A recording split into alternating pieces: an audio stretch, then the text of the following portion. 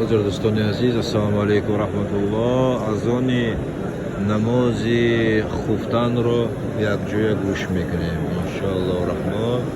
باید وزی سر شد چند مؤذن است آذانایی که میگن خیلی برای بچه های خمون معقوله. انشاءالله نگاه میکنیم که کمی مؤذن باشه امروز.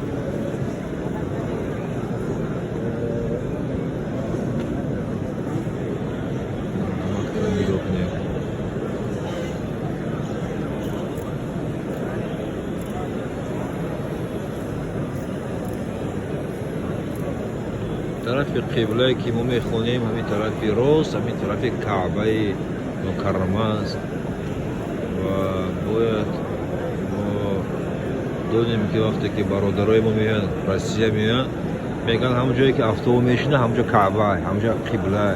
نه برادر، باید این خطای خیلی واضحه، برای که در تاجیکستان خمون همون جایی که افطار میشینه همون طرف قبله میشه.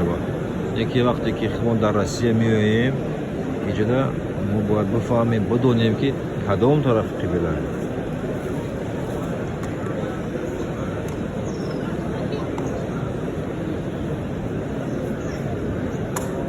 حبیب خدا صلی الله علیه و سلم در کتاب ورق الفلاح امام شورنبوللی روایت میکنه، میاره که حبیب خدا گفته است علیه السلام اون آدمی که درون خلا گفته همون حاجت خانه میدراید و وقتی که میشنن برای قضای حاجت و میفهمد که رویش به سوی قبله است و رویش رو میگرداند، همین شخص چیکار میشود؟ پیش از خستن همین شخص گناهاش بخشیده میشود. اما سببش چی؟ سببش حرمت به طرف قبله، حرمت به طرف کعبه مکرمه. حاضر ما در پیش همین کعبه هستیم انشاءالله. باید حاضر از آن نماز خفتن رو یک جای گوش میکنیم. خدا هر یک تای ما رو هدایت کنه. فراموش باید نکنیم همین اذان، بعد از آن دعا کردن خیلی خوب است، ثوابش زیاد است و در کتاب ها می آید که اذان دعا بعد از آن اجابت دارد. ما باید کوشش کنیم از آن وقتی میگویند با از آن اجابت گوییم، برای اینکه آدمی که با از آن اهمیت نمیدهد و گوش نمیکند اون در این شخص خوف است. خوف است معنیش که ترس است که حسن الخاتمه نمییابد در وقت مرگ. معنی که مثلا وقتی که ملک الموت میاد، عزرائیل میبیاد و کلمه شهادت رو گفتن نمیتواند اگر حرمت به اذان نداشته باشد. برای همین این اذان رو باید حرمت کنیم. هر یک کلمه که مؤذن میگوید ما باید از قفایش تکرار کنیم. مگر مثلا وقتی میگوید یا حی علی الصلاة یا حی علی الفلاح ما حوقله میکنیم، لا حول ولا قوة الا بالله رو میگوییم و بعد از آن دعا میخونیم. این دعا رو فرزندهای ما و ما باید کوشش کنیم این دعا رو از یاد دانیم، برای که هر یک اذان است بعد هر یک اذان این دعا رو گفتن خیلی خوب است و در این ثواب و ثمرش خیلی زیاد است. در اینجا بینید میلیون ها آدم از ملت ها، از دولت های گوناگون در اینجا حاضر دارند و همه امید دارند به چی؟ به مغفرت و رحمت خدا که خدای تعالی اجابت می. خالق همین دنیا همین که همین دنیا خالق داره و خالقش که الله. و ما الحمدلله به نعمت کلان که امروز ما چیکار میکنیم؟ نماز میخونیم. یک نعمت بزرگ است. از آن گوش میکنیم و امروز ما در خانه ها نشسته بیت المکرمه رو، بیت الکعبه رو میبینیم و حلاوت میبریم.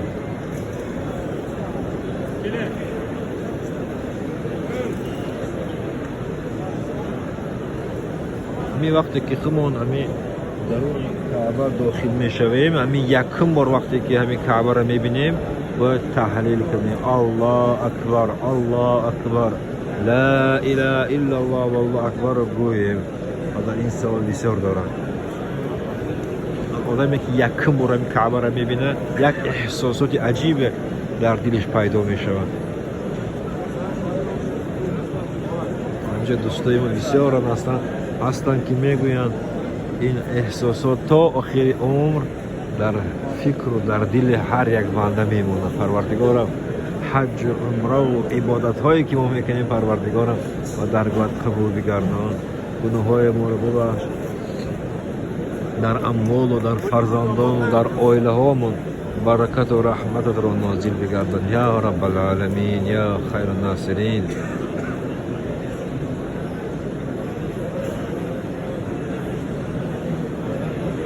پروردگارم دعا میکنیم که همین دلهای ما را پر از ایمان بگرداند، نور بگرداند در دلهای ما، در چشمهای ما، در همه بدنهای ما. خدای تو نور عطا بفرماید یا رب العالمین.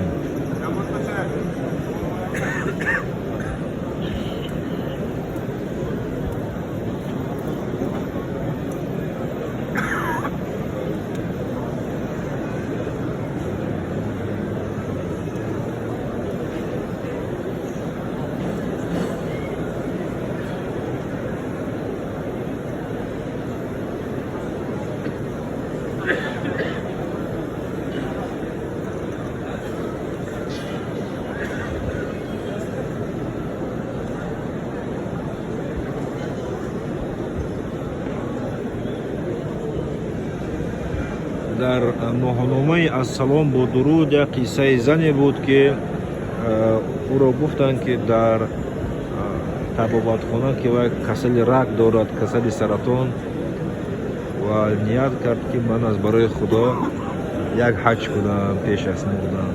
بعد میاد حج میکند و آب زمزم رو بسیار مینوشد، سحر، وقتی پیشین، وقتی شام. و بعد حج کردن، بعد عمره کردن، وقتی که به شهر خودش بر میگردد، این زن میرود طبابت خانه و دکتر بعد معالجه حیران میشود و میگوید که تو چی دارو خوردی، تو چی کار کردی؟ این زن حیرت میرد که چی شده است. طبیب میگوید که همون کسل سرطانی که در تو بود همش تازه شده است و یگان ذره از این کسل در بدن تو وجود ندارد. این یکی از کارامت‌های آب زمزم است. این آب مبارک است و در اینجا آدمی بسیار هست، بسیاری آدم ها در اینجا چیکار میکنن؟ آب زمزم رو مینوشند. این آب زمزم رو نوشیدن چند قایی که بسیار آدم نوشد، این یکی از نشانهای ایمان است. آدمی با ایمان بسیار مینوشد. آدمی که ایمانش ضعیف باشد ای کم مینوشد آب زمزم رو.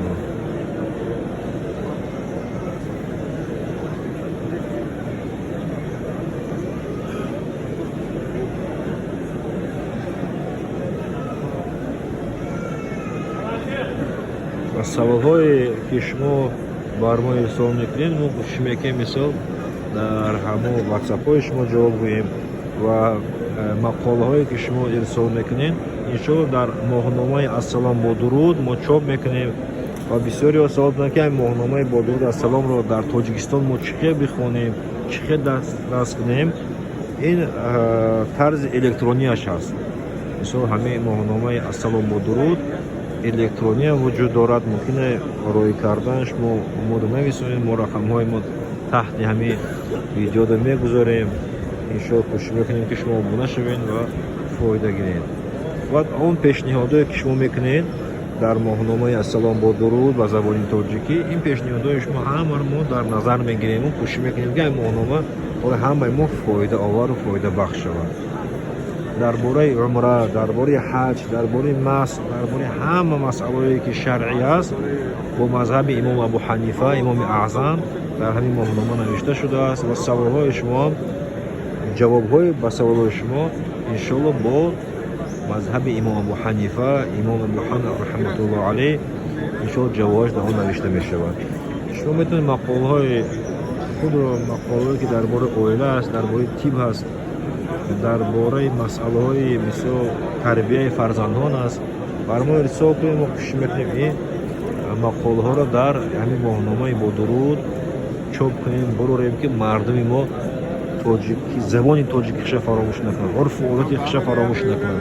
در جایی که باشه نباشد تاجیک گفته ما باید فخر کنیم، ما باید هزاران بار شکر کنیم که ما تاجیک هستیم. الحمدلله که همین قدر عالما و دانشمندان که بودن تاجیک بودن.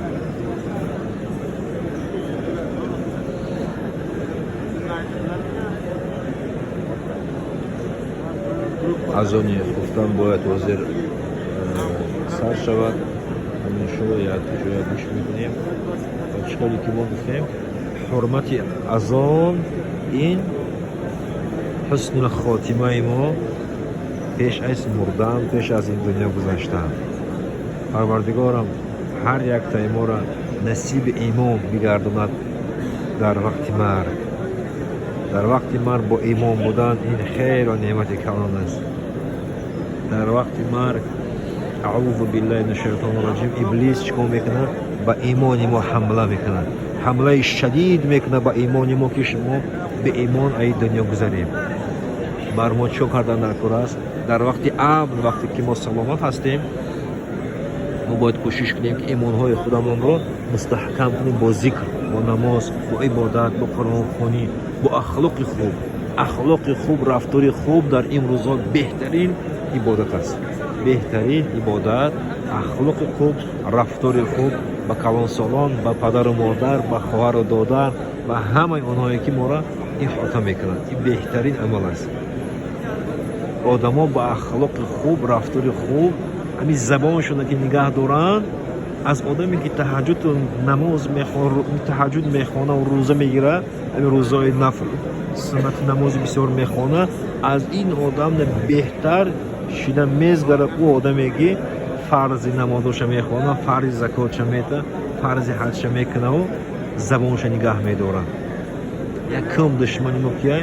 Шайтонаи нафси ҳамин забони мо ки моро чӣ кор мекунад? метавонад хор кунад ҳам ин дунёда, ҳам он дунёда. Парвардигорам дар ин замини муборак бар ҳар яктаи мо кӯмак кун ки мо забонҳои худро нигаҳ дорем, чашмҳои худро нигаҳ дорем аз калимаҳои ҳаром, аз калимаҳои дашном, аз калимаҳое ки ба одам осебу залал мерасонад. Парвардигорам ба чашмҳои моро аз ҳаромҳо нигаҳ дор. Я Раббул Аламин. дар вақти марг дар китобҳо мегӯянд ки олимҳо ки дар вақти марг одаме ки дар ибодату дар рӯзаву дар зикр буд, дар қуръонхонӣ буд, рӯҳушу чашмош шод мегардад аз ибодате ки кардааш. ва он одаме ки аҳамият надод, ин дунёро қабул кард ва фикр кард ки не, ин ҳамаш дурӯғ аст, қуръон дурӯғ аст, ин ҳамаш бофта шудааст. о афсӯс ба ин одам ки ин одам чӣ ҳол дошта бошад. дар вақти марг, вақте ки мебинад ки малоикаҳоро мебинад ва малакулмавтро мебинад, он гоҳ тавба кардан, он гоҳ ибодат кардан ягон чиз қабул намешавад. Парвардигорам моро ҳифз кун аз беимонӣ, аз беақлӣ, аз бетақвогӣ. Я Раббал Аламин, я хайру насирин. توفنا مسلما والحقنا بالصالحين. اللهم ادخلنا جنة الفردوس بسلام آمنين. اللهم اجعل قبورنا روضة من رياض الجنة ولا تجعل حفرة من حفر النار يا رب العالمين. لا إله إلا الله محمد رسول الله.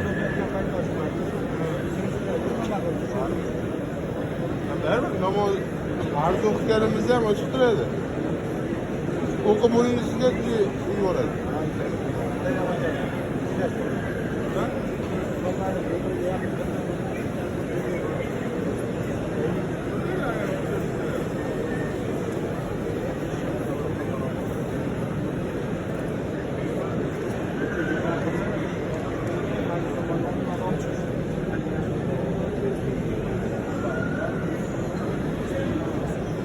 саволҳое ки шумо ирсол кардагин барои умра кардан аз Тоҷикистон ва барои умра кардан аз Россия, мисол агар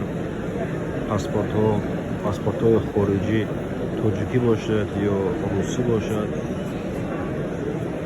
Масалан, агар шумо аз Россия хоҳед умра кардан, паспортотон агар загранпаспортҳо тоҷикӣ бошад, $250 зиёдтӣ мо бояд пардохт кунем. агар загранпаспортҳои мо русӣ бошад, ҳамон нархе ки аст, ҳамон нархро мо пардохт мекунем. ҳозир тақрибан 80,000 60,000 рубли русӣ, 90,000 рубли русӣ дар ҳамин тариқ این نرخش است. این 12 روزه 6 روز در مدینه و 6 روز در مکه تقریبا نرخش همین است و طعام رو باید خودمون خریم، هم ارزونش میخواد شد.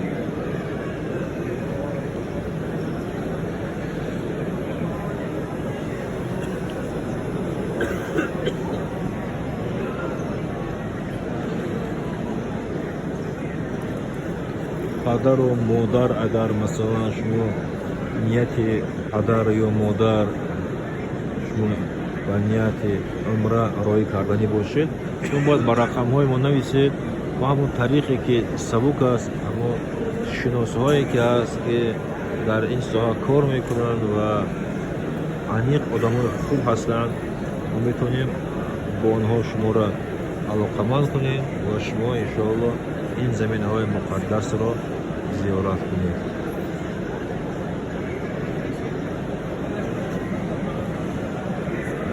نیت یکم نیت روزگی خدا، خدا از ما راضی باشد. دوم نیت که فرض حج را یا سنت عمره را به جا آوردن از برای خدا. سوم و چهارم نیت ها باید چی باشد؟ دعا کردن برای وطن عزیزمون، دعا کردن برای پیشوای ملت، دعا کردن برای فرزند پیشوای ملت، برای همه آدمایی که مسئول هستند دعا باید کنیم که خدا هدایتشون کنه، خدا رحمتشون نازل کنه، خدا در خونه‌اش حفظ کنه، خدا همه فیض نعمت و برکت ها را برای آنها و برای همه مسلمانان عطا بفرماید. خدای تو بزرگه و دعایی که ما میکنیم خدای تو ان شاء الله الرحمن اجابت میکنه.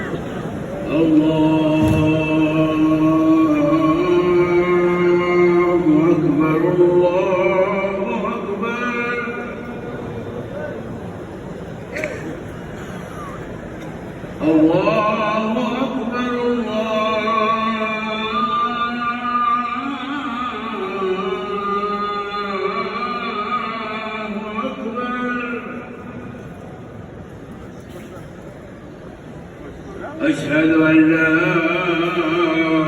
إله إلا الله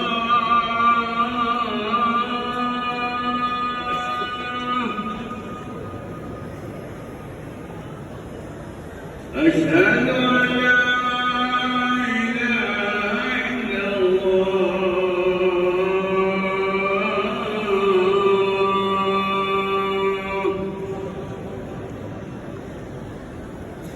أشهد أن محمدًا رسول الله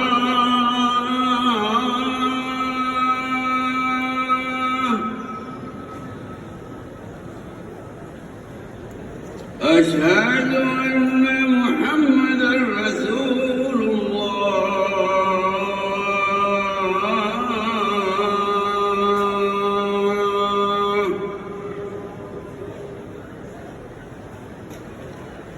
حي على الصلاة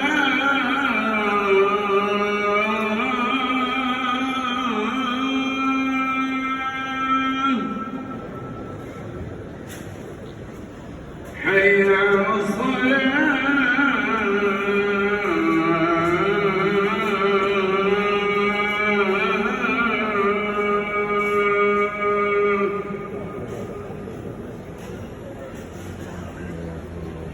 حي على الفلاح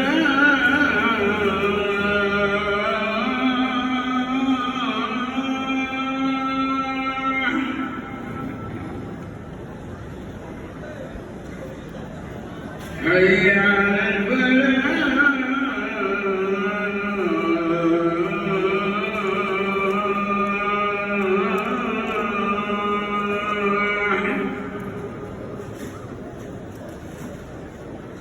الله أكبر الله